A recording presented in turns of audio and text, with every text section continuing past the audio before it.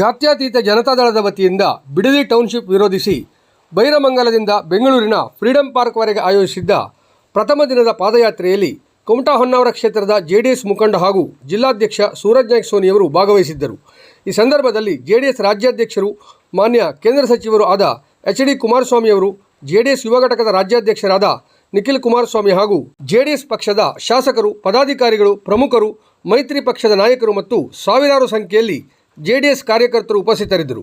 Uttara Kannada JDS ಜಿಲ್ಲಾ ಘಟಕದಿಂದ ಜಿಲ್ಲಾ ಕೋಶಾಧ್ಯಕ್ಷರಾದ ದತ್ತು ಪಟ್ಗಾರ್, ಕುಮಟಾ ತಾಲೂಕಾಧ್ಯಕ್ಷರಾದ ಸಿ.ಜಿ. ಹೆಗಡೆ, ಹೊನ್ನಾವರ ತಾಲೂಕಾಧ್ಯಕ್ಷರಾದ ಟಿ.ಟಿ. ನಾಯ್ಕ್, ಜೆಡಿಎಸ್ ಸಾಮಾಜಿಕ ಜಾಲತಾಣದ ಜಿಲ್ಲಾಧ್ಯಕ್ಷರಾದ ಬಿ.ಎಲ್.ಎಸ್. ರಜನ್, ಪ್ರಮುಖರಾದ ಬಾಲುಗೌಡ, ಸತೀಶ್ ಚಂದಾವರ್ಕರ್, ವಿನಾಯಕ್ ಎಂ.ಎಸ್. ಮುಂತಾದವರು ಉಪಸ್ಥಿತರಿದ್ದರು. ರೈತರಿಗೆ ನ್ಯಾಯ ಸಿಗಬೇಕು. ಫಲವತ್ತಾದ ಭೂಮಿ.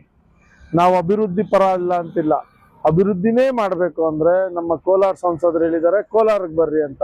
ನಾನು ಹೇಳ್ತೀನಿ, ಉತ್ತರ ಕನ್ನಡ ಏನಾರು ಹಾಕೋದಿದ್ರೆ ಉತ್ತರ ಕನ್ನಡದಲ್ಲಿ ನಮ್ಮ ಕುಮಟಾದಲ್ಲಿ 1800 ಎಕರೆ ಇದೆ, ಅಲ್ಲಿ ಬರ್ರಿ, ಗೌರ್ಮೆಂಟ್ ಲ್ಯಾಂಡೇ ಇದೆ.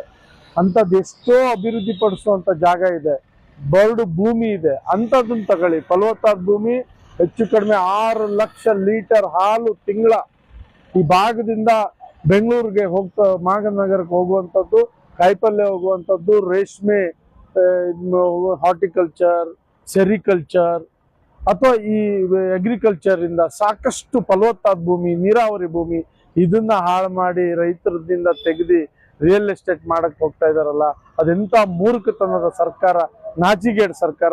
ಇದ್ರ ವಿರುದ್ಧ ಹೋರಾಟ ಮಾಡ್ತಿದೀವಿ.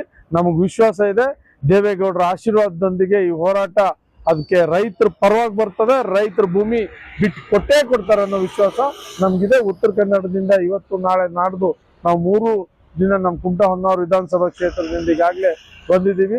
ನಾಳೆ ಸಿರ್ಸಿ ಕ್ಷೇತ್ರದವರು ಬರ್ತಾರೆ, ಕಾರವಾರ ಕ್ಷೇತ್ರದವರು ಬರ್ತಾರೆ, ಯಲ್ಲಾಪುರ ಮತ್ತು ಹಳೆಯಾಳ ಕ್ಷೇತ್ರದವರು ಬರ್ತಾ ಇದ್ದಾರೆ.